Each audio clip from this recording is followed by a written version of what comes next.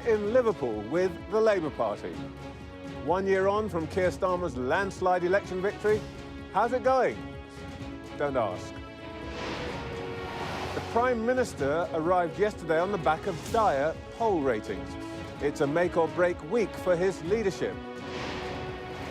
He says that he's in a battle for the soul of the nation.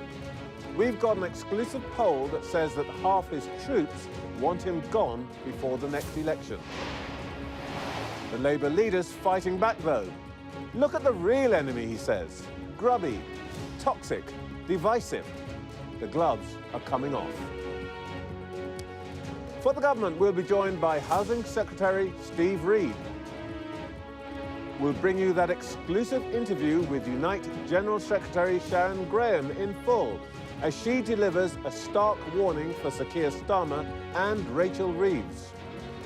Lord Glasman gives us the view from a different wing of the party as it contemplates a future battling reform.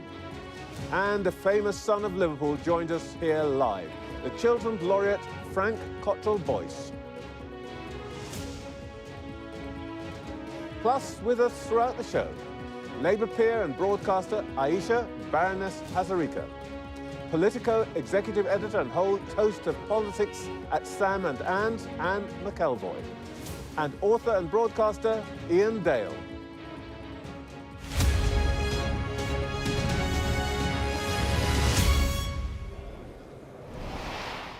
Welcome to Sunday Morning with Trevor Phillips.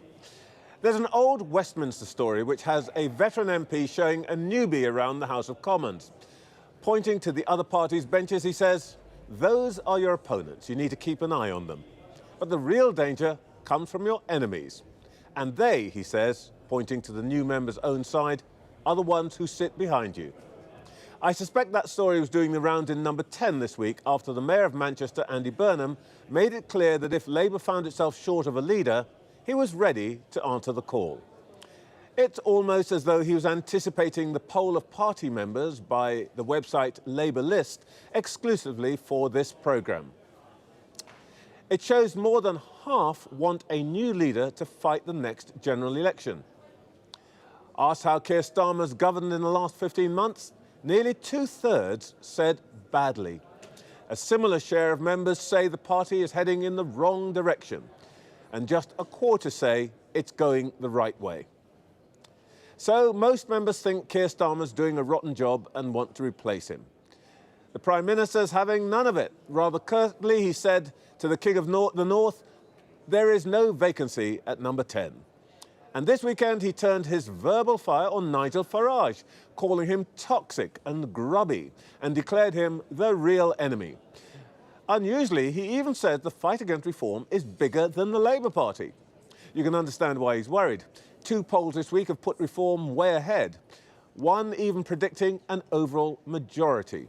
Presumably, Starmer's trying to position himself as the leader of an anti-populist coalition to keep Farage out.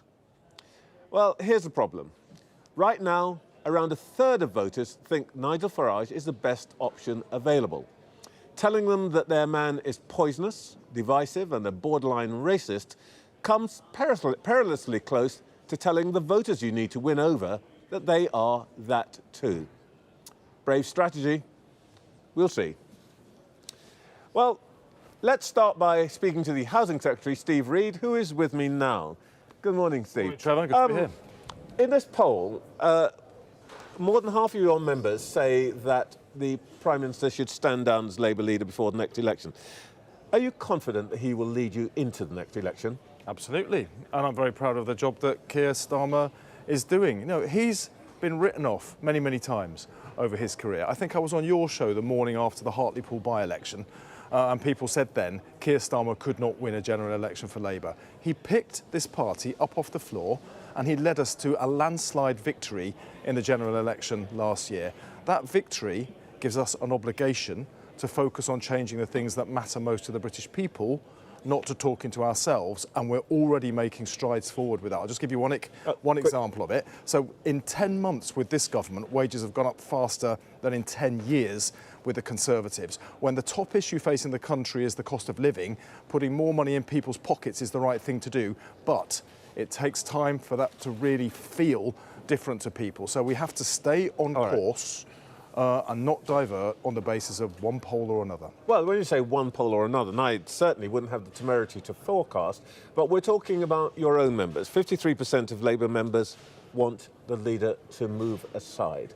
2/3 think he's doing a bad job. Let me ask you again, are you certain he's going to lead you into the next election? I'm certain. We're working towards a decade of national renewal. We need stability after the chaos, an endless revolving door that we saw under the Conservatives, which is one of the reasons that we had the worst inheritance of any incoming government since the Second World War. It's because of what the Conservatives had got wrong, and we will focus on what we need to do to get issues right for the British people. Well, you said that. You've been saying that for the last 15 months. Your biggest backer, Sharon Graham of Unite, when she got elected, said that there would be no more blank cheques for Labour. Today she says that the millions of pounds that they pay in affiliation fees are hard to justify. And she's going to tell us in the programme later on that the November the 26th budget is the moment that Unite members will judge on whether you're going to change direction. Is Rachel Reeves open to changing, not abandoning, but changing the fiscal rules to allow more spending? Look, if we need stability to secure the future of this economy, we can't go chopping and changing on things like the fiscal rules. Look what happened when Liz Truss tried to do that. She crashed the economy. She sent mortgages, prices rocketing through the roof. People were terrified of what was going on. We will never go back to Liz Truss with this government. I don't think Sharon Graham is asking you to get rid of the fiscal rules. She says specifically she believes in fiscal discipline, but she thinks you could be more flexible. It sounds like there is no possibility of change here. So you won't mind if Unite decide they're going to put their, what, 3 million somewhere else? I think Unite, I mean, Sharon's a very strong negotiator. That will be clear from the interview that she did with you. But there is more money going into Unite members' pockets, just like there's more money going to everybody's pockets, because wages are now rising faster than prices. You didn't see that with the Conservatives. We've got 5 million more NHS appointments, cutting those record high waiting lists under the Conservatives. She knows all of that. Her members know all of that. What you seem to be telling me is that in the end, if Unite walk, the fiscal rules are more important to you than keeping their support. I don't think Unite will walk. You can't know that. We've got to. You can't know that. Their boss sits in opposite me and says, "Actually, you've got till November the 26th to prove that it's worth paying this money." We've got to stay the course. Now, we shouldn't be surprised that the British public are clearly, you see it in the polls, and Labour members aren't immune from this. They're part of the British public. People are angry with politics and politicians because of the serial broken promises we got from the previous government. Angry with you. They're angry with us now. They're not angry with the person who's racking up 30% in the polls. They're angry with politics and politicians at the moment. I think anybody who would be in government inheriting what we inherited would find that they were facing the same problem. The key thing is we have to put right what people wanted to change. We have to make that change real. So more money in people's pockets, cutting NHS waiting lists. 35,000 people who had no right to be in the country have been removed. That's way above what we had under the previous government. We need to fix our public services. We need to fix our high streets. I made an announcement just a couple of days ago about £5 billion going to 300 of our poorest communities to turn around broken high streets. That is the change that people will feel, and that is what will change their mind about politics. I'll just have one more stab at this. And, you know, you and your colleagues come on and they go through the list of the things that you've done. That's because it's a good list, Trevor. But if even your own members aren't hearing that list, if even your own members think it's not good enough, shouldn't you just at least acknowledge that not all is well in the state of, well, I was going to state of Denmark, under your leadership? We knew this was going to be difficult. You cannot change overnight the state of the economy and public services that we inherited a year ago. I completely understand why people are upset and angry. They want change that they can feel, and they want it now. Unfortunately, you can't do it all at once, but we've turned the corner on wages, on the health service, on public services, on high streets, on housing, which I think we're going to go on to speak about in a moment. We're starting to fix all of these problems, and over the coming years, people will see and feel that difference, and that is what will rebuild trust in politics. Let's talk about what you're going to do. You've guaranteed a £1.5 billion loan for the suppliers to Jaguar Land Rover after this cyber attack. Is this now going to be the new normal, that companies that suffer this kind of attack can expect the government to step in? Well, what the government has done is we have underwritten a private sector loan, so no public money has actually gone to them yet, but it's important to underwrite that loan because thousands of jobs, not just at Jaguar Land Rover, but in the entire supply chain, are at risk. And we need to support that industry. We already, you saw the US trade deal. That protected tens of thousands of car workers' jobs. We care about this sector. You saw what we did when the steel industry was in danger. We recalled Parliament and we protected that industry. We care about people's jobs and about their livelihoods. But there's an issue underneath that, which is about cyber security. Because we've seen before you get onto that, I just want to be clear, because lots of people watching this are in companies and organisations that are vulnerable to this kind of attack. I just want to be clear. Can they now expect, because Jaguar Land Rover wasn't insured against this kind of attack, apparently. Can they now expect that if something happens that is going to cost them, in this case, possibly hundreds of millions, that the government will step in with a guarantee? What we're trying to do is make sure that businesses are more resilient against this kind of attack. So the National Cyber Security Centre will be working with Jaguar Land Rover. We saw something similar at Marks and Spencer's, the Co-op and other leading businesses. They need to be supported to become more resilient to this kind of attack. It's a new form of crime, it's growing, it's evolving. We need to evolve our defences to that as well. But we'll also be talking to those businesses and their insurers to make sure that they've done the right things to protect themselves in the future. But right now, this Labour Party, this Labour government is not going to watch and stand by while tens of thousands of jobs get lost. All right, big issue of the week is two-child benefit cap. Do you want it lifted? Of course, we want it lifted in the end, but we have to do it at a time that we can afford it, Trevor, because if we do things we want to do while it can't be afforded, then we genuinely do end up where Liz Truss was, and we won't do that. But this Labour government, like all Labour governments before it, will take child poverty seriously. We've already lifted 100,000 children out of poverty by extending free school meals. We've increased childcare costs to £7,500 per child up to the age of 4.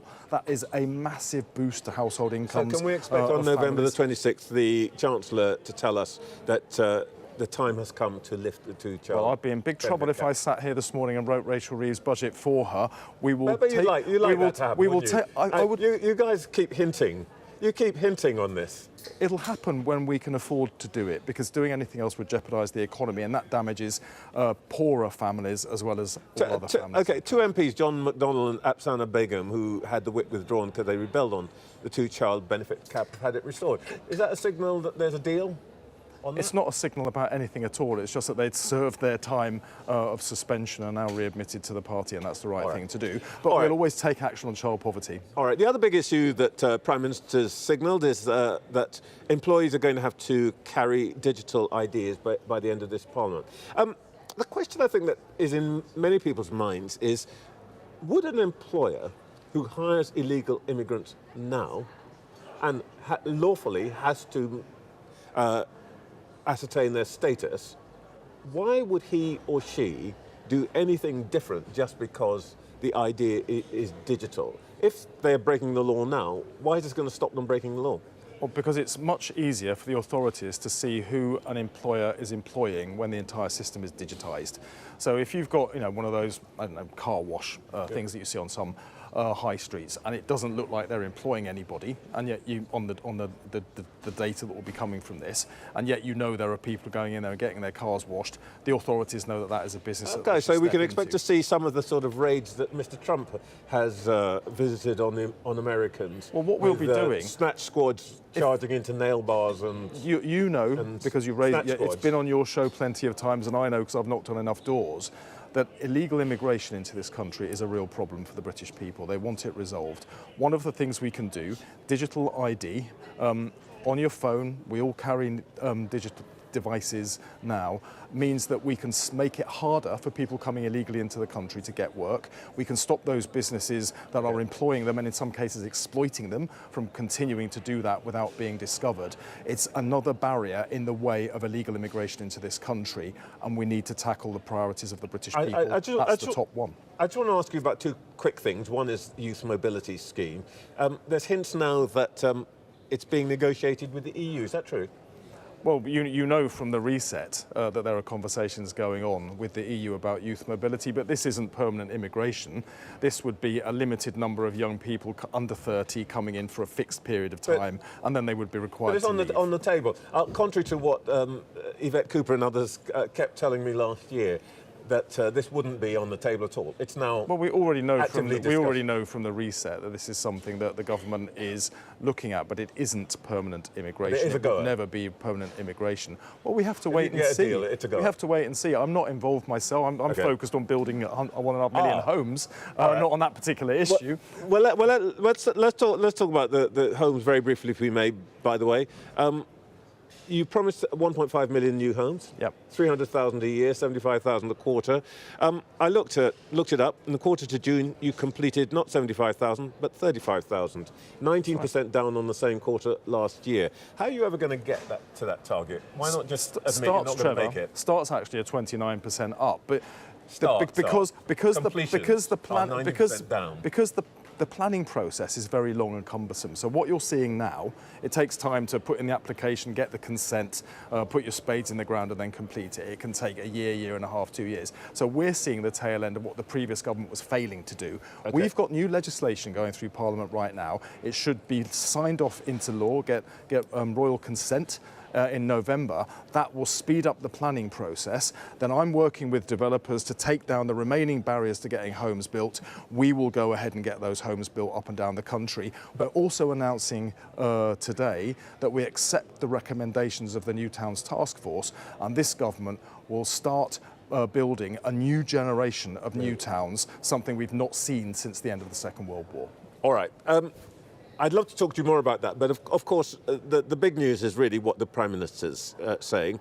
He arrived yesterday and he repeated what seems to be the new slogan, patriotic national renewal. The precise dictionary opposite of patriot is traitor. Who's a traitor?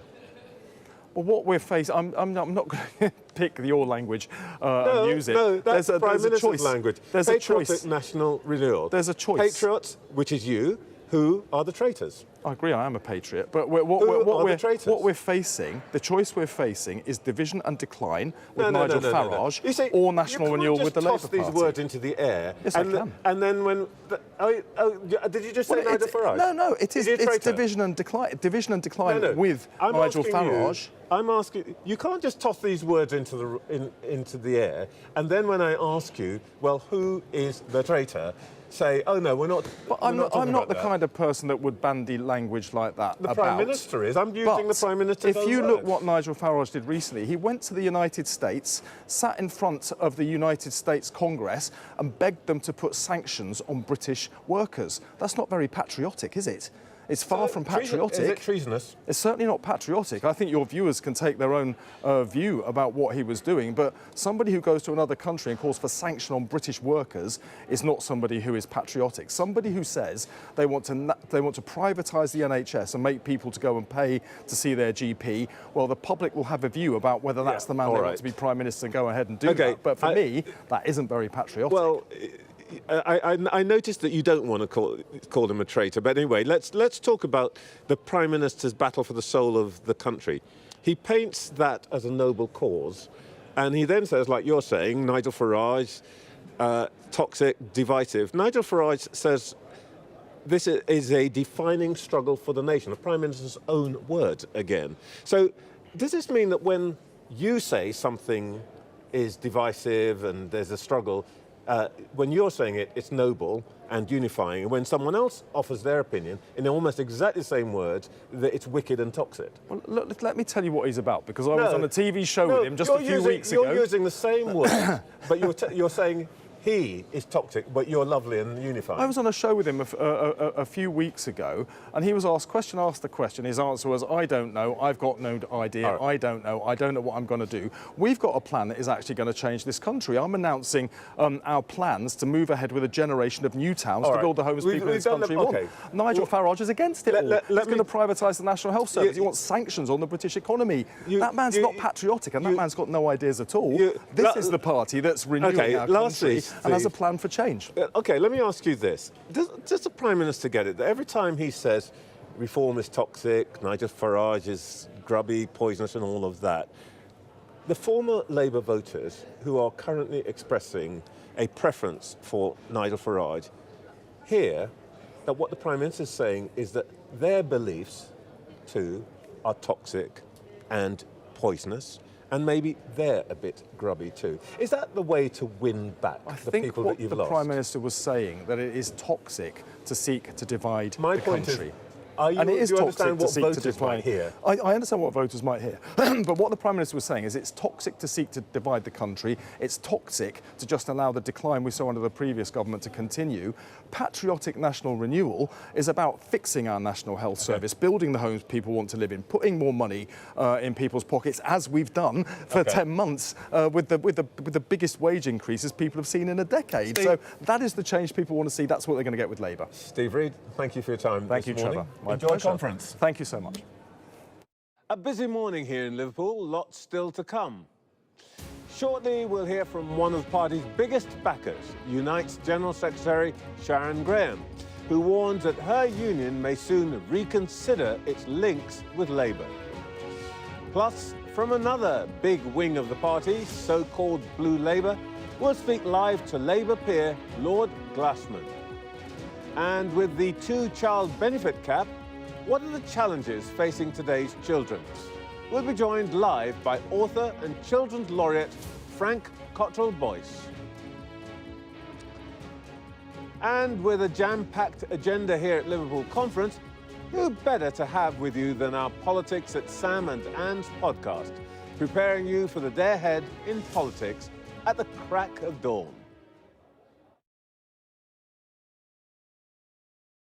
Well, speaking of which, let's meet our panel here in Liverpool. We're joined all morning by Labour peer and broadcaster Ayesha Baroness Hazarika, author and broadcaster Iain Dale, and Politico executive editor and host of Politics at Sam and Anne's, Anne McElvoy.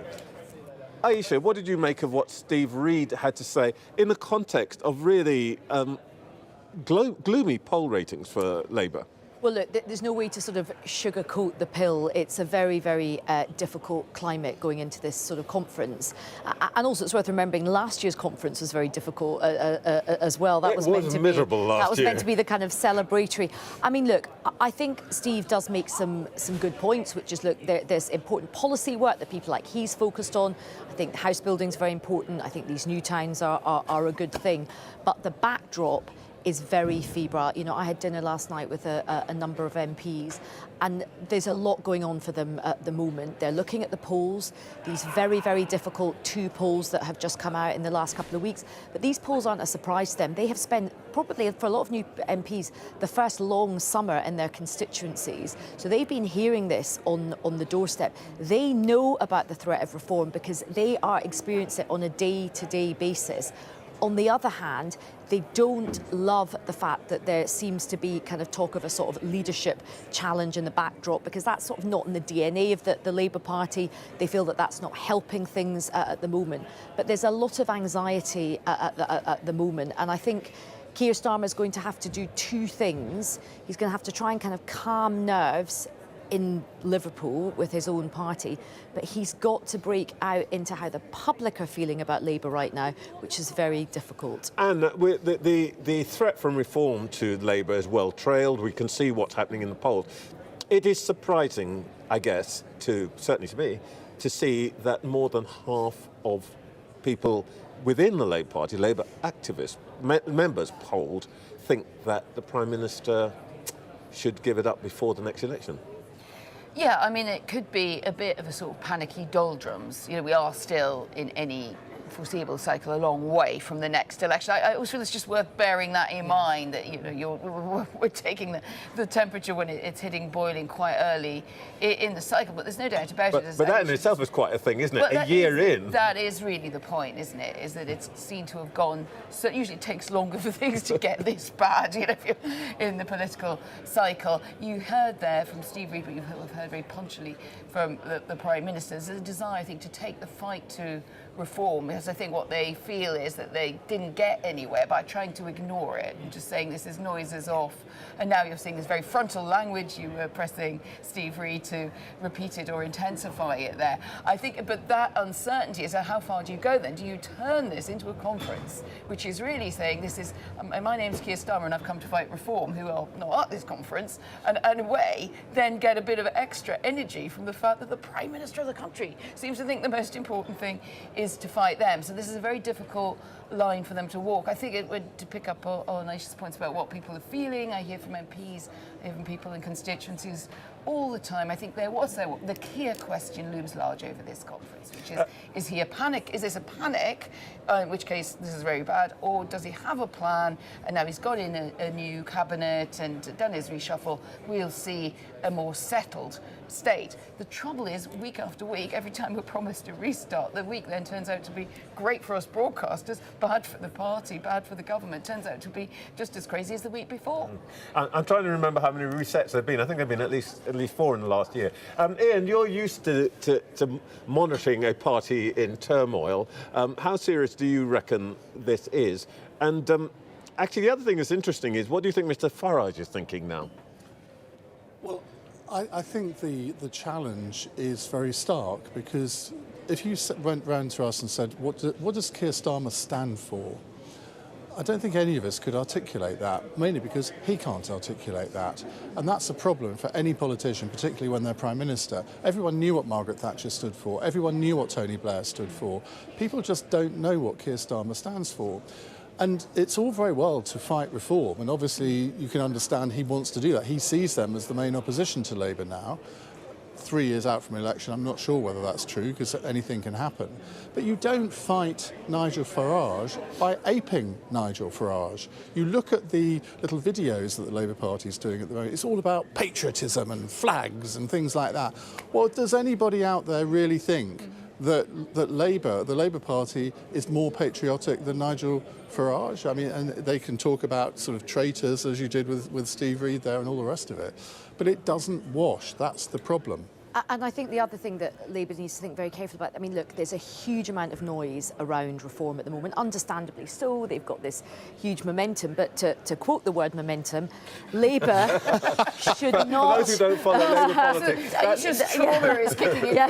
Like, obviously, nerd alert. Momentum of the far left faction in Labour. But Labour shouldn't ignore what's happening on the left of politics as well. You know, Zach Polansky being elected the leader of the Green Party, I think, is hugely consequential. Yes, everyone's laughing a lot about this Zara Sultan and Jeremy Corbyn outfit, but there's a lot of dissatisfaction on the left. You know, we've got these big local elections coming up in May, and obviously Scotland and Wales are going to give a really important sense of, you know, narrative at that point. But also these next third of local elections, particularly in Labour strongholds, you know, the Greens and the left, Gaza independents, they could do very well. So I think there's a lot of focus on the right of politics at the moment, and Labour must not ignore what's happening on the left. Just on the local elections, you've got some Labour MPs, not the usual suspects who always sort of carp and complain on the left, but people like Jo White, the head of the Red Wall group of Labour MPs.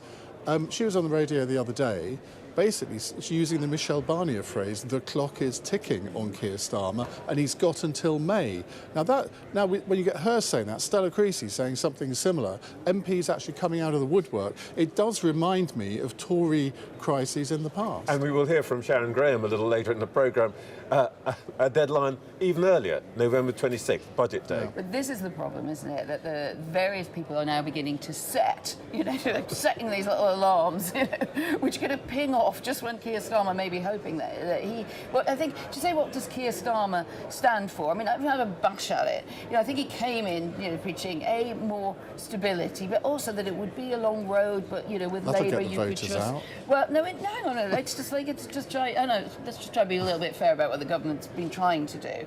But it would be a long road, and in a sense it was quite a kind of technocratic message. The problem is that if you've had various things, wheels have come off over welfare, disability reform, etc., you see the Chancellor in tears in the Commons, then the sort of we are strong, steady, stable, gradualists doesn't really match up. I think the clock ticking point is the person who has really put the alarm on, on the loudest setting is Andy Burnham. Now, it may be around here at this conference, I don't think Andy Burnham in many places is flavour of the month, because I think it's seen as very disloyal to have basically made himself available, very noisily made himself available to serve. I mean, for a start, can you imagine just switching out Keir Starmer for Andy Burnham without actually going to the country? What would that mean? It's, so it does feel a bit like I'd like Kate Moss's modelling contract, but I do think it's caused a lot of problems because it's set a timer. I can say you Ayesha, might have been in a position in a past life of being in the leaders' circle today, finalising the speech on Tuesday. What's he got to do? So I think what he should not do is come out and do a very traditional speech, which is a kind of shopping list of sort of policy, kind of disparate policy things. I don't think that's the right thing to do. I do understand his framing that he is in the fight of his life and the country faces a really stark choice. But I think what he needs to do is establish an emotional connection and tell an emotional story. We don't need to hear his backstory again. We've heard that, right? We've heard all of that.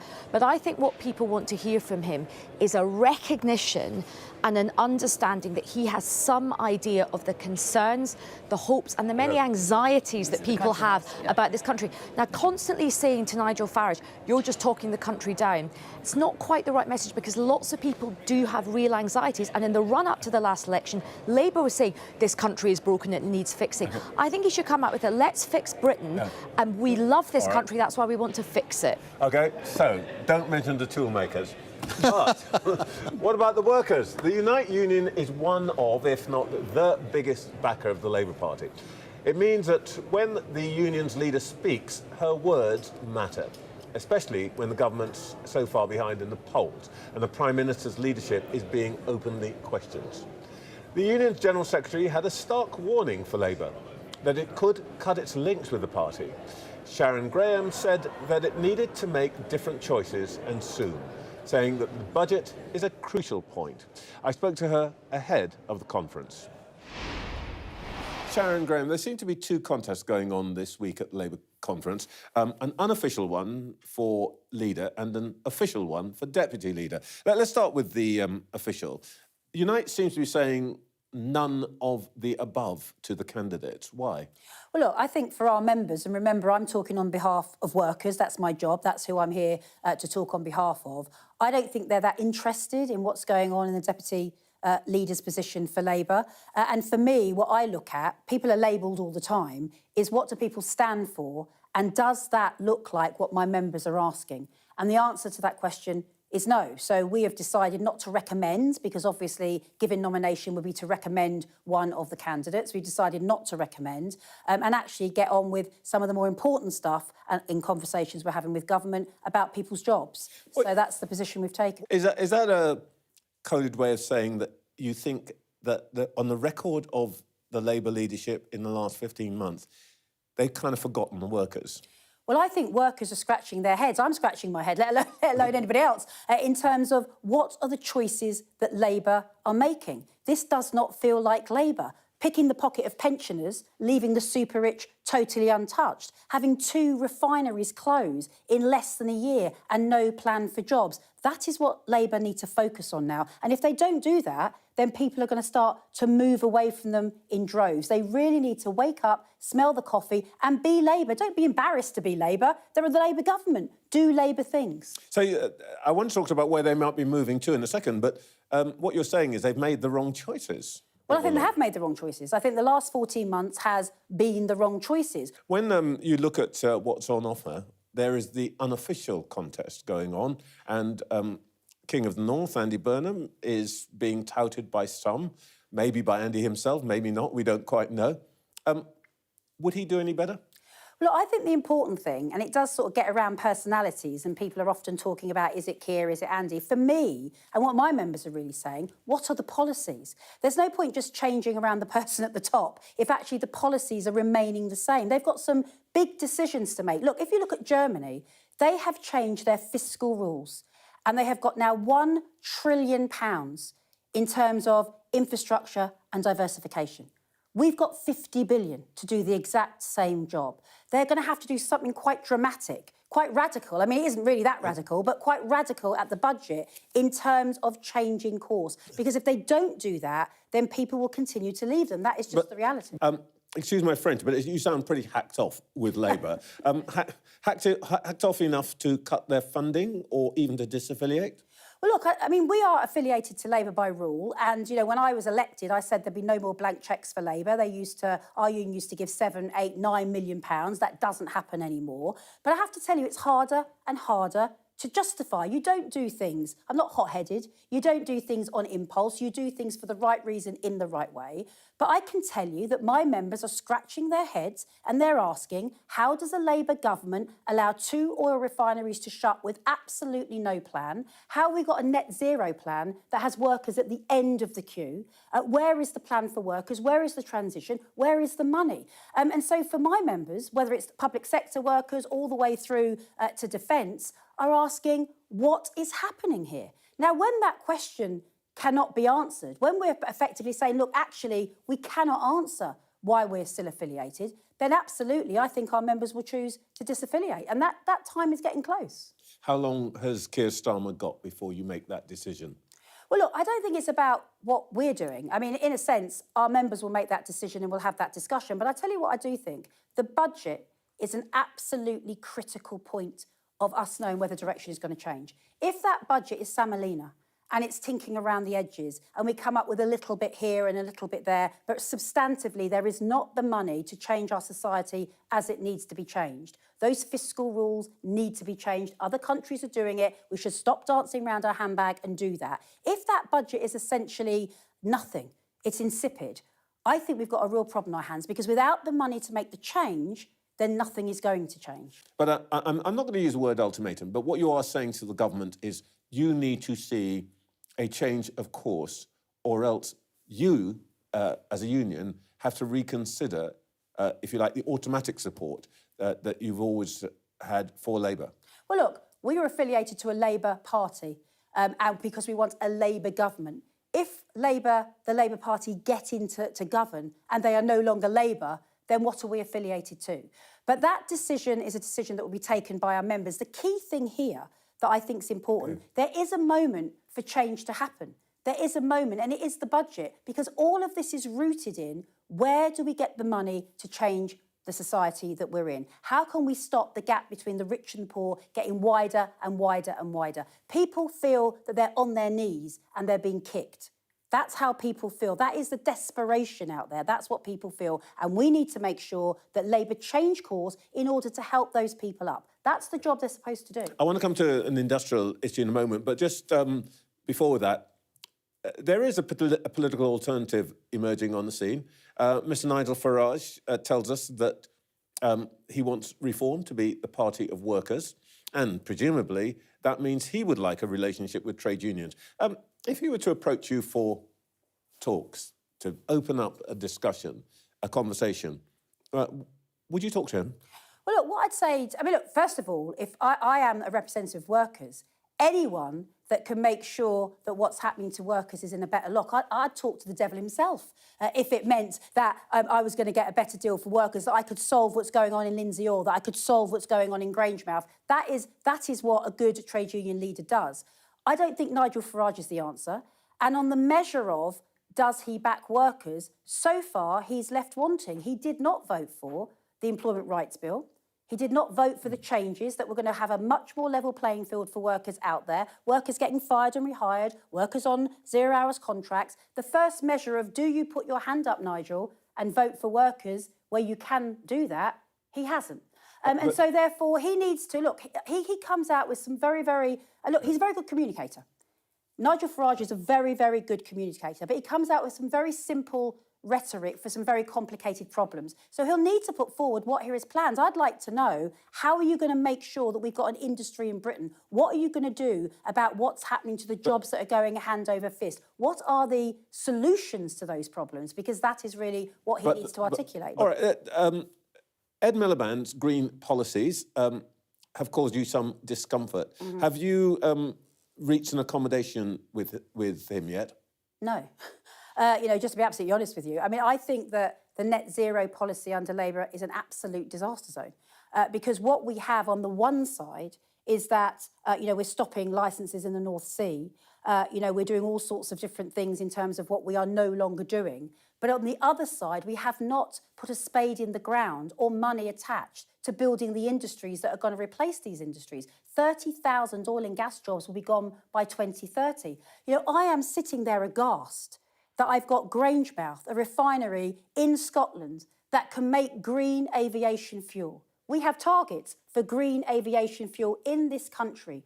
Grangemouth closes and we're importing, just think for that a second, we are importing green aviation fuel. You cannot let go of one rope before you've got hold of another. And we need to make sure we have a proper plan. We don't have a plan. Ed Miliband is the champion of all of this in the Cabinet. We've had a reshuffle recently. Would you have been slightly happier if somebody else were in that job? Well, I think the person that needs to be in that job is somebody that understands really clearly that this must be a workers' transition. It does matter if you import. We have to make things here. That absolutely matters. It sounds like you think Ed Miliband doesn't understand that. Well, I think so far he hasn't understood it. He hasn't understood it so far, because if he did understand it, I wouldn't have 2 refineries closing in less than a year. We've got 6 refineries in Britain, and 2 of them have closed under his watch in less than a year. We are scratching our heads. They just agreed to the 3rd runway in Heathrow. Great, we lobbied for it. You've got Grangemouth that can produce the green aviation fuel that you're going to need. Oh. How can you say that you're going to have the 3rd runway where you need more green aviation fuel and allow the very refinery that can make it to be turned into an import terminal? That makes no sense, and nobody can understand what's going on in relation to that. OK, we've talked a lot about what the government needs to do.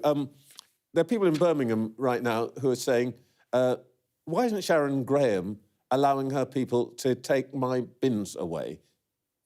Well, look, I'm glad you've raised Birmingham, because, of course, this is, one of those scratch-in-the-head moments that I was talking about earlier. So let's listen to this. Let's remind people where we are. These drivers were driving for over 20 years, bin lorries, and effectively told, when they woke up one morning, you're going to lose £8,000 in your pay packet. That's a quarter of their pay. It is impossible for these workers to take that sort of pay cut. It's impossible. They will lose their homes. They will lose mortgages. They won't be able to pay their rent. Do you want ministers to intervene here? Well, I'm absolutely demanding that ministers intervene. I went into a room with the managing director after months of local talks that didn't go anywhere, and a deal was done literally in 3 days. And that deal, the managing director said it was fine. She was going off to bring that deal back to the table in writing, and she messages to say the government-backed commissioners will not allow the deal to go through. In that circumstance, then the government now, it's the ball's in their court. Oh, this is ministers. I'm going to be talking to Steve Reid. What's your message to him? Well, what I hope with Steve, in fact, I have messaged Steve Reid myself. We're going to meet about this very conversation. And I think if you've got a Labour council and a Labour government who say there's pro-worker, nobody could justify these workers losing a quarter of their pay. It's totally and utterly wrong, and it cannot happen. Sharon Graham, thank you for your time today. Thank you very much. Well, back to our panel. Ayesha Hazarika, Iain Dale and McElvoy, all stellar broadcasters. Ayesha, people sometimes forget that Labour Party conference is a party conference of several wings. The members, we've talked about them. And now we've got the unions, which is the other big wing. And they're pretty grumpy, aren't they? They are, although not all unions are grumpy. Look, I think, Sharon is a very tough leader. She's done a typically punchy interview. To be honest, I can't remember a time when Unite leaders were not having a massive go at the Labour Party, whether it was in opposition or in government. I would also say that Labour's coming under a lot of flack for pushing through an employment rights bill, which many union leaders really pushed for. So, Labour's says that Labour's watered that down. Well, let's see if Labour's watered it. At the moment, they're not really watering it down, and Labour's doing a lot of good stuff in terms of jobs, infrastructure, defence spending, which is really, I spoke to a very big union leader who said there's a kind of revolution going on, particularly around defence jobs, apprentices, all that kind of thing. So I would slightly push back on the idea that this Labour government is doing nothing for workers and nothing for trade union members. But it is a very difficult relationship, kind of clearly. I think the other thing which is sort of unrealistic is saying, right, you've got a deadline until the budget, and if you're not going to change course in the budget, it's curtains. I don't think this government is going to be changing course at the budget. I think that's pretty clear when you look at all the sort of mood music. So I don't think that is entirely helpful. But she's got a job to do representing her workers. Iain, Steve Reid was pretty clear. There isn't going to be, he reckons, much movement on the fiscal rules. Sharon Graham reckons, come on, flex them. What do you think is going to happen? Do you think Rachel Reeves, this is all front until they change it? Well, Rachel Reeves, as any chancellor has, I suppose, has got a number of audiences to please, and it's an almost impossible task for her to please all of them. I think she's going to have quite a tough time when she makes her speech here, is it tomorrow, I think. Because she can't really make too many new announcements in advance of the budget. I think the two-child benefit cap thing, I think that is probably the one piece of red meat she can throw to Labour Party members. And of course, that will please Nigel Farage as well, so she pleases that audience too. The only thing I would say, Sharon Graham and the union president, Sharon Graham and her unions have got another big problem, which is a lot of their members want to support reform. Yeah. And they don't really want to talk about that because there is obviously a historic link with the Labour Party. Ayesha was rightly saying, oh, well, they get kicked around the park. The Labour leadership always gets kicked around the park a bit by some of the strong union leaders on the left. But they have a bigger problem, I think, which is a structural one. And if you ask me about the employment rights, I think it will be watered down.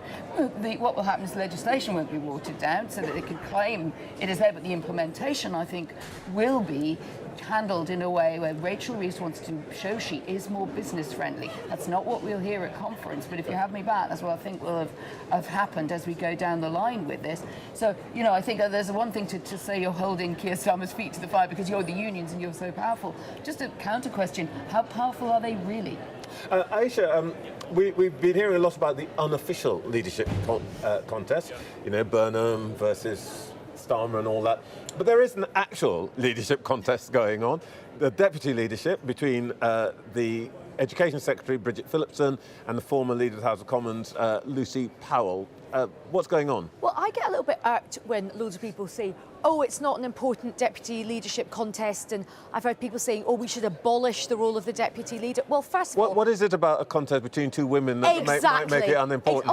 It's the only role that women are allowed to hold in the Labour Party as deputy leader, so I'm very against it, having served for a great deputy leader, Harriet Harman. It is important, and I think this contest, and I think the two women involved are really impressive. I think it is a bit depressing that it's like they're irrelevant. They've become proxies for the two men that they're associated with. They're both kind of, good, strong women. I think Lucy Powell is going to win it. I think she's sort of steaming ahead in terms of the support that she's getting. But the deputy leadership role, it's always an interesting role, but where it does become really interesting is if the party loses a general election and if there is a change, if the leader steps down.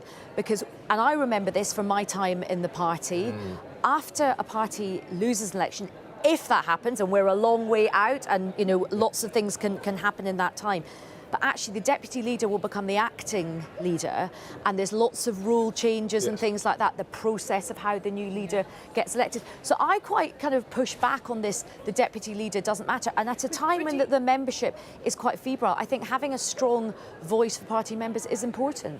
But do you think Keir Starmer thinks that it's important? Or did he really, and the signal by putting there, Bridget Phillips, very, very loyal to the Keir project, very much on the inside, by sort of, in a sense, putting her up as the official candidate, which I think has benefited Lucy Powell, actually. I never thought of Lucy Powell as being much of a, but she did lose her job as Leader of the Commons, etc. She was not really preferred by Keir Starmer. I think she really wanted the science brief. That was her background. So now it's almost like we need to know if they think it's important before we can decide whether it's important.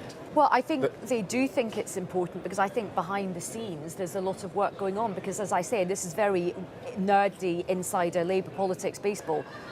The rule changes and the process that happens afterwards is very, very important. Do you think it'll matter? I think it does matter, because I think Ayesha's right that Lucy Powell probably will win, and that will be seen as a snub to Keir Starmer. It's as simple as that. If Bridget Phillipson was a real leader, she would have refused to have taken the instructions to stand. I wondered whether it was wise. Absolutely. Yeah. So I think it will make it, from our point of view, it'll make it more interesting to commentate on, because she will constantly be seen as a thorn in Keir Starmer's side, which she probably will be. And pretty close to Andy Burnham as well. Yeah. Yes, indeed. Well, Lucy Powell's a Manchester MP, and she's seen as part of that. The March of Manchester. Well, she said here in Liverpool. The other big issue that's going to divide the conference, supposedly, is the two-child benefit cap. But it feels rather like the conference wants that as a signal that they are truly Labour, and the government is saying, yeah, as Steve Reid said, yes, we're on side, but only when it's possible. Do you think the government can hold the line on that, Ayesha? Well, I think it will be difficult for them to announce anything huge before the budget, to be honest, because there's already such fevered speculation. And once you announce one thing before the budget, you're sort of off to the wacky races at that point in terms of everybody speculating. I think there's a general consensus in the party that this is a direction of travel, so I'm sure it will happen. Whether that will be the silver bullet to bring people back to the Labour Party is yet to be seen, though. Iain, I just want to spend a couple of minutes on the shadow that's hanging over the Labour conference, and it is the shadow of Nigel Farage and reform. Is it likely, or is it plausible, that the Prime Minister can mount this pretty savage attack on Nigel Farage without somehow signalling to former Labour voters who are now feeling like they fancy Nigel Farage that he thinks that they're basically bad people? Well, those former Labour voters who've already switched to reform are going to be very difficult to persuade back, and I'm not sure there's anything that Keir Starmer, a bit like the Conservatives, I don't think any Conservative that's gone over to reform is going to come back very easily, but he's got to stop others going. And his problem is that there are, remember those 3 million people who voted in the Brexit referendum, never voted before in their lives? Now, if Nigel Farage can motivate them to vote on the basis that they're really hacked off with both the Tories and Labour, and he can get them to vote for him, that's his electoral coalition. He's planted his tanks firmly on Keir Starmer's lawn now. He thinks he's got as many Conservatives as he's going to get. So therefore, how do I get more Labour people? So he's going to be trying to attract trade union members. He's going to try and attract people who are legitimately concerned about the levels of immigration in this country. And what you're going to do, go for the real thing or go for the imitation? Up next, we'll speak to a celebrated son of Liverpool, the Children's Laureate, Frank Cottrell-Boyce.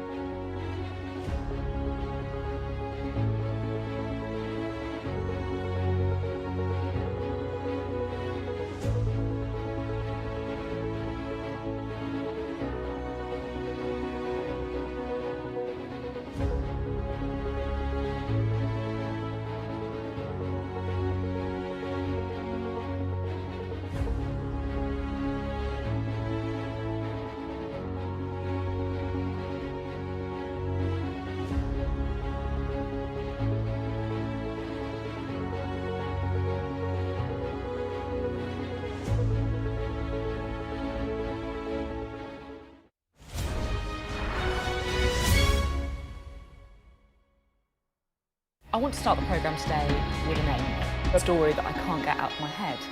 The campaign has now started. This is your chance. Tell people.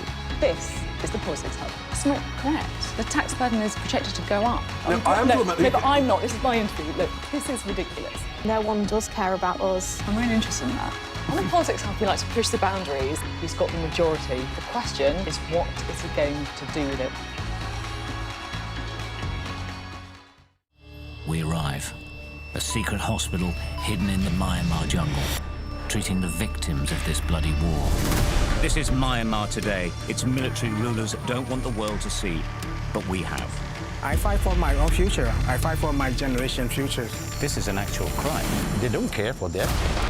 Myanmar army is only a couple of kilometers away. So this is a major humanitarian disaster. I'm Dominic Waghorn, Sky's International Affairs Editor, covering a world that seems to be unravelling. It's not his country, it's ours. Sky News, the full story first, free wherever you get your news.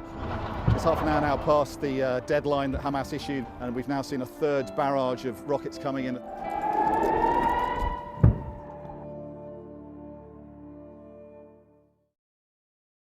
I witnessed the complete destruction of a place linked to my childhood memories. This is insane. I'm Yusra Al-Bagher, Sky's Africa correspondent based in Johannesburg, South Africa. I felt awe when we saw the mountain gorillas in Rwanda. We call him the king of the jungle. This is the alpha silverback. Sky News, get the full story first.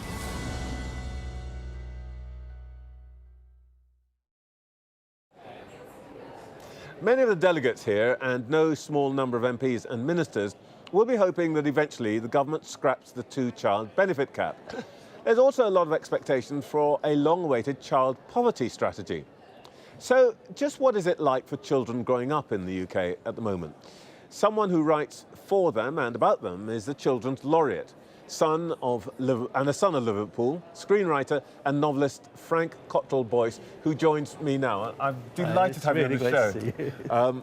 Frank, one of the reasons that you're here and around the conference, you're talking to the ministers, is you want the government to do things to get more children reading, and you had a summit here in Liverpool about it earlier this year. What is the problem? What do you think we need to do? I mean, I think for me the problem is shared reading. So at that summit we were very focused on early years.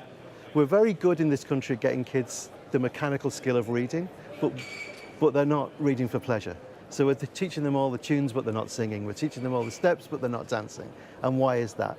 And that, I think that covers a much deeper problem, that, you know, literacy is great and cultural capital is great, but as an indicator of emotional security, being read to when you're very young is such a great indicator. It's such a great boost.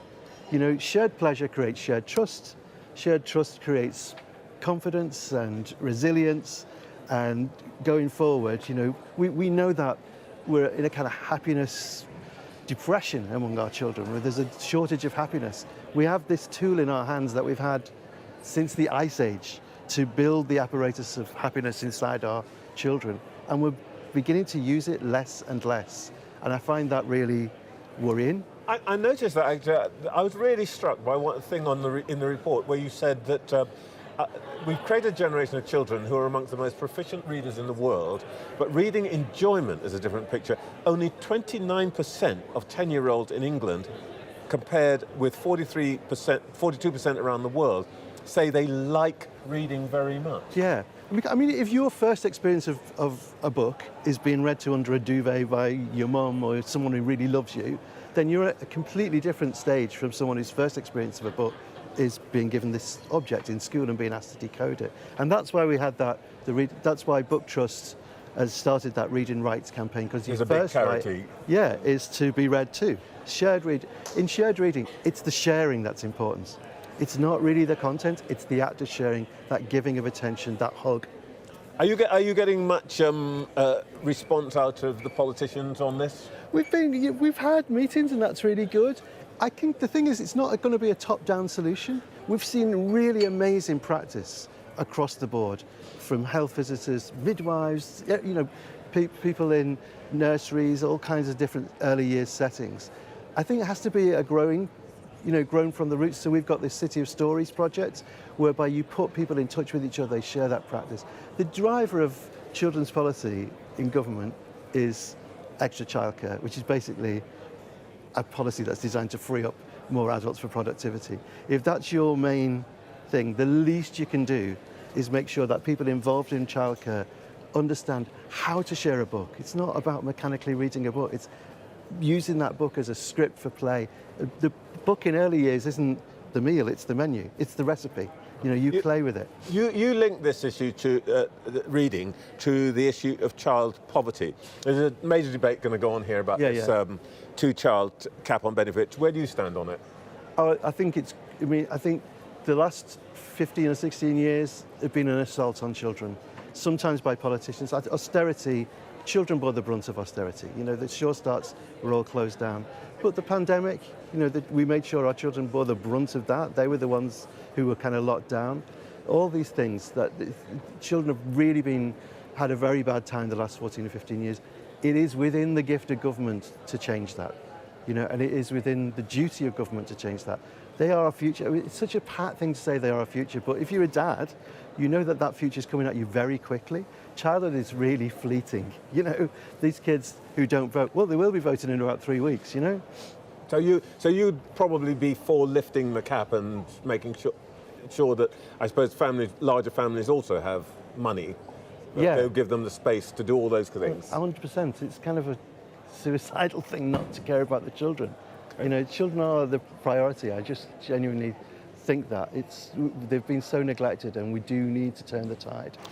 Besides your books, Frank, the other thing you're famous for, I guess, is telling the story of Britain. I think the last successful time anybody's done it publicly in the 2012 Olympic opening ceremony.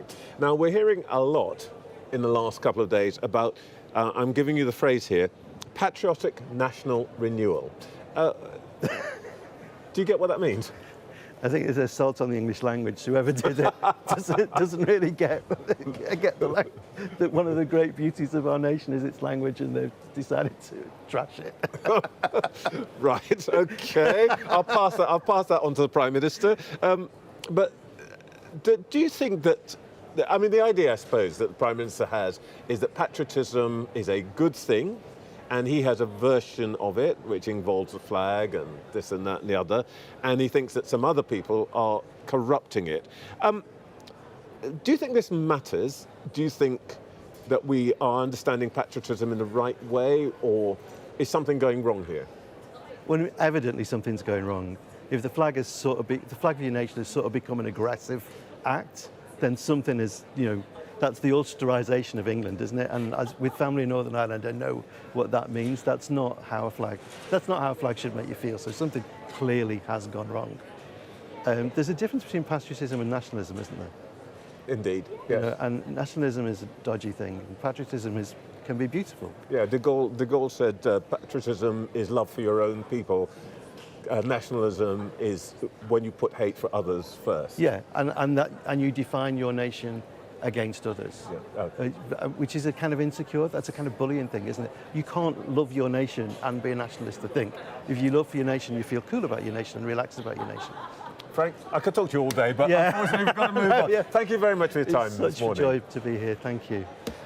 In just a moment, we'll hear once again from our panel.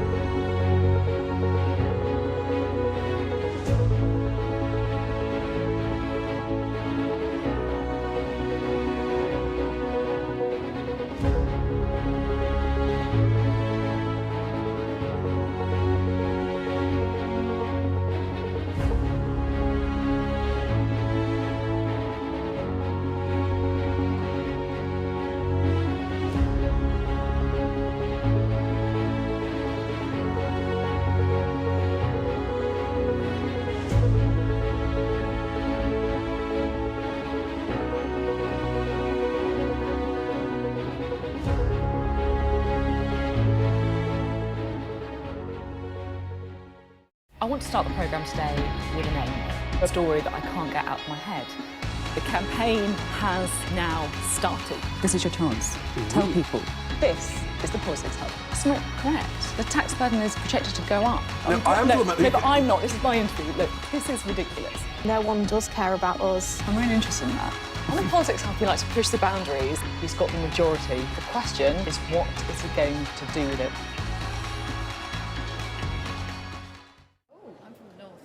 Back to our panel, Ayesha Hazarika, Iain Dale and Anne McElvoy. Let's pick up on this point that Frank Cottrell-Boyce and I were talking about, the patriotism question. It's always a tricky one for Labour, isn't it? Well, it is, but I think it's also something of a strength in the sense that if you could just look at Labour's history, and particularly the mainstream of Labour, well, how has it always distinguished itself from the left of the party? I say we are pro-defence, we're pro the royal family. You were more comfortable with this idea, and especially the post-war party very much was sort of rebuilt on the idea, you know, of building the new Jerusalem in England's green and pleasant land, brackets, Scotland, Wales, etc. But so I think it's quite interesting that we now have a new argument, Trevor, about patriotism, which isn't about defining Labour against its left wing, who are perhaps, you know, always sceptical about those symbols of nationhood. I think the difficulty is a slightly forced connotation. There was, you know, the bit when Keir Starmer said he kept a flag at home. I don't know, most people around me just started to laugh. And it wasn't that, he meant it in the sense like, I'm supporting the football, and then he went off on a segue about, and also the women's football. And it all becomes very, very complicated. But you've got to keep it real, haven't you? And I think that's the challenge. And when Yvette Cooper comes out and says, well, of course, I've got a flag on my kitchen wall. Who on earth does that? You think, really? Now, I'm sure she must have. I mean, would you really say that if you didn't? But a lot of people just won't believe it because, and Labour, I mean, traditionally, the Conservatives have always been associated with the flag, and Labour not so much. Now, to sort of turn that around, and I don't disbelieve Labour politicians when they say they're patriotic, but a lot of voters do. And when all of this sort of flag thing that's going on at the moment, I was watching an Instagram reel the other day, and it was like people wandering around Brighton with balaclavas on, ripping these things down, and then people think, well, who do they vote for? Well, Frank Cottrell-Boyce's point, I think, was quite an important one, which is, what does the flag come to mean? What do we associate it with? And it's sort of, in the last 40 years, it's sort of come out in and out. In the 1970s, the National Front appropriated it, and then I think under Blair, it became much more of a sort of funky Britpop type of a symbol. Are we heading back into a direction where it's being owned by, if you like, the wrong people, Ayesha? Look, I think one of the key things that Keir Starmer did quite early on when he became leader was decide to kind of cloak himself in the flag. I remember, in fact, when COVID happened and we couldn't have the speeches, he did this speech, you know, behind it. It was very much into the kind of the obvious symbols in front of a red wall, indicating the red wall was very important. And he made a great point of saying, I'm not going to be frightened of the flag. We have to kind of embrace that. And I think that is important, and I do think he is right to do that. I don't think any one group should have ownership of the flag. And of course, if you're from an ethnic minority background from the 1970s, the flag has got a certain kind of negative connotation. So I think that's the right thing. But I think we shouldn't kid ourselves that just pretending that you love the flag the most is going to be the silver bullet to make people go, oh yes, I'm going to vote for you. People want a kind of holistic approach to all of this sort of stuff. Yes, they do not want you to be embarrassed about the flag or talking your country down or hating the royal family or not believing in defence. That's like a kind of hygiene de minimis in terms of if you want to be a kind of sane leader. But I think, as I said earlier, the conversation for Keir Starmer has got to move on to much more of an emotional connection with what people are thinking about the country right now. Are we clear what we're talking about here? Do we mean the St George's flag or do we mean the Union Jack? Because I think a lot. Well, I don't think either. I don't think, for me, either or doesn't quite capture what's going on right now. I think what we're seeing is the use of St George's flag, particularly. We're seeing it, in those sort of marches yesterday that Tommy Robinson on the far right has organised. And that, I think, when it's around football, that kind of works for Keir Starmer because it's an England football team. I think it's a real area of uncertainty in Labour. Is when it's not about football, do they feel comfortable about St George's flag, or would they actually? He wants to be in front of the Union Jack. He is leader of the whole country. So, but even there, I think there's an ambiguity, and that comes through. I'm certainly not saying they should chase those who I think in many ways are, waving the flag in a really, unpleasant way. But I think the question does arise: what is it he's supporting here? Okay, Iain. Well, I think I think we are in danger of sort of, particularly with the St George's flag, of ceding it to some fairly unpleasant people. The way we do that is for everyone to embrace it. We take it back from them. And when you see people who are ripping them down and saying, oh, well, it's intimidating to people, I mean, what utter rubbish. How can a flag be intimidating to people? But you say that, Iain. I think for some, look, if you've got, a father who's beaten up in the 1970s. It's the 1970s. We're 50 years on from No, but people still remember that in the same way that there's people from different, I have Jewish friends that get quite triggered by certain flags as well. So I think I don't quite agree with you to sort of completely dismiss how people feel these very about people who are complaining about the England flag quite happily walk around with a Palestinian flag. I mean, it's ludicrous. To be revisited. In just a moment, we're going to hear once again from our panel and possibly a guest. Or not.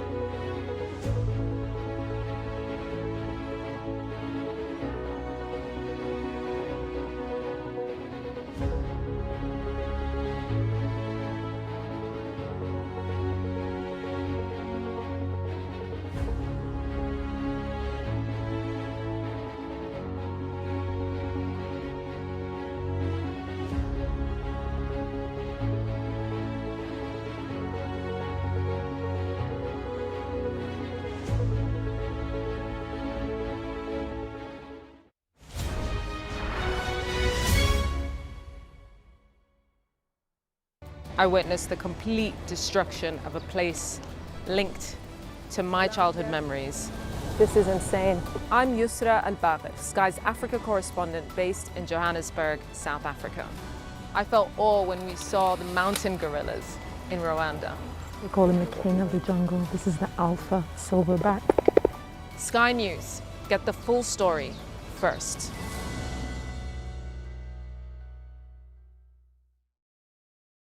I'm Dominic Waghorn, Sky's International Affairs Editor, covering a world that seems to be unravelling. It's not his country, it's ours. Sky News, the full story first, free wherever you get your news.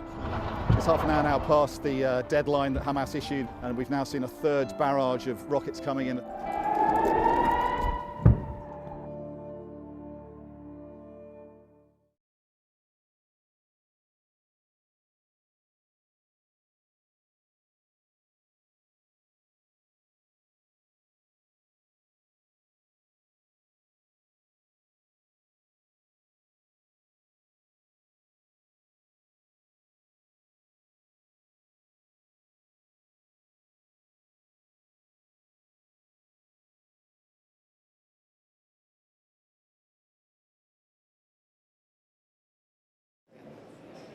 Back to our panel, Ayesha Hazarika, Iain Dale and Anne McElvoy. We've been talking about patriotism and we talked about flags, but Anne, I think there's a sort of deeper issue here. Sorry, Ayesha, I was going to put this to you. I've always thought there are two strains in the Labour Party. One, which is a sort of mainstream majority historically, which is a strain that says we love this country, we like Britain, we think it could be improved. And then there's another strain which says, actually, you know what, it's all a bit rotten, it's all run by the bosses. What we really need to do is to be more like another country. It used to be Russia, now it's Venezuela. Do you think that that's what part of what Starmer's trying to do? I mean, obviously part of this is to hit at Farage, but part of it is a message to the party, isn't it? I think he's always had some of that thinking ever since he became leader, because it has been very fashionable to sort of say, you know, everything is rotten to the core in this country and every bit of history is absolutely terrible. Ironically, lots of immigrants that come to this country, my parents are a really good example of that, came to this country because they really love this country and they love the history and the tradition and the kind of the royal family tea sets and all that kind of thing. So I think he's doing a little bit of that. But what I would kind of say is, look, I think the sweet spot is somewhere in the middle of all of this.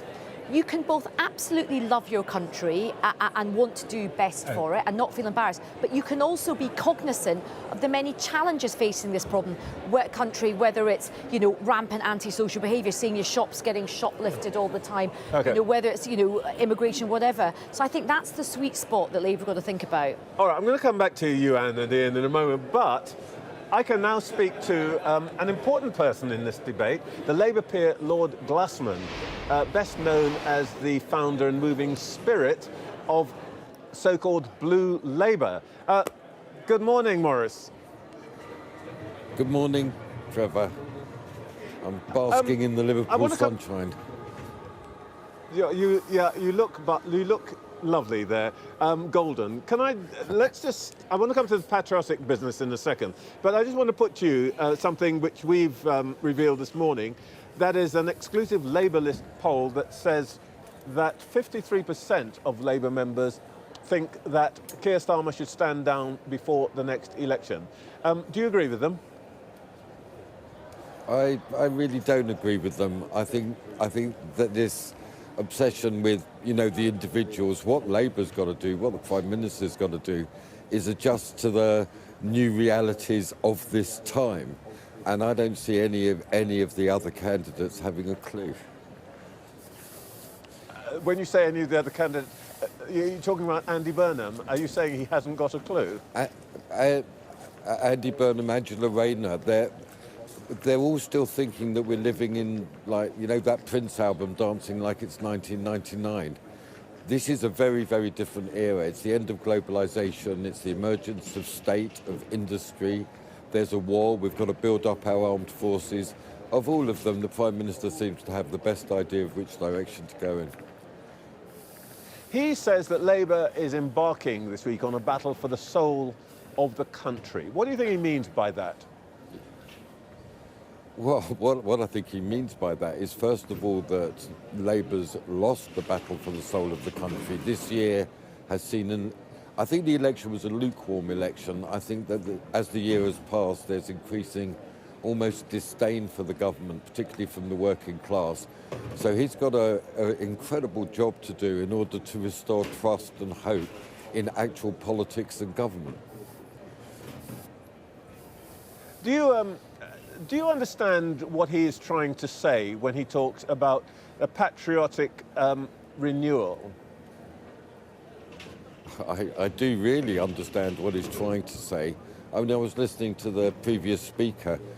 Let's not forget this is a really astonishing and amazing country, and there's got to be one of the aspects of this new era is this move from diversity to solidarity. We've got to find each other. We've got to strengthen our institutions, Parliament, the monarchy, the army, the police. So the soul of the country, he's tried to say that Labour can embody in some way, be a tribune of hope for the people of the country. That's what he's got to do. And it's good to hear that at least he's trying to do it. There will be people here who, when they hear you say the move from diversity to solidarity, they will be hearing, Glasman wants to move us back 4 or 5 decades from the recognition of the modern diversity of the United Kingdom back to an era where, you know, it was the women in the kitchen, everybody was white, and anybody who wasn't, you didn't have to notice, and so on and so forth. And that you know, that was a good period for Labour. Oh, this is just what I've been used to for the last 15 years. So, Trevor, you know, in biology, in society, diversity is a fact. Solidarity is a political achievement. We've got to bring people together around the things that they believe in, and that's all the people. This is the pressing issue. We've got to find common cause. Now, what Labour used to do was organise, and organise through things like trade unions. There's class issues in this country. The rich have got much too much power and the poor don't have enough. So when I'm talking about solidarity, I'm talking about a culture of the common good, where people can really get together and have political clout. So all that stuff, that's old era stuff. Maurice, when you talk about solidarity and all of the other words that you're using, the phrase, what about the workers, pops into my mind here. And Sharon Right. Graham, the leader of Unite, the biggest union in the country, says that what we've got is essentially a government that is Labour in name only, and that the workers are still waiting to see Labour policies implemented. What's your response to her? Well, I never thought I'd really agree with Sharon Graham, but here we are. The new politics is full of surprises. Labour is the name of the party. Labour brought together all different people in order to pursue the dignity of Labour, a better life, a stable, secure jobs and communities. That's the meaning of Labour. And, you know, we've got this very shocking data has come out that the biggest determinant of whether you vote Labour is whether you went to public school. That's really got to change. Okay. Lord Glasman, thank you so much for your time this morning. Sorry you couldn't get on the set, but we heard your words. It's my fault. Okay, Iain, good to speak.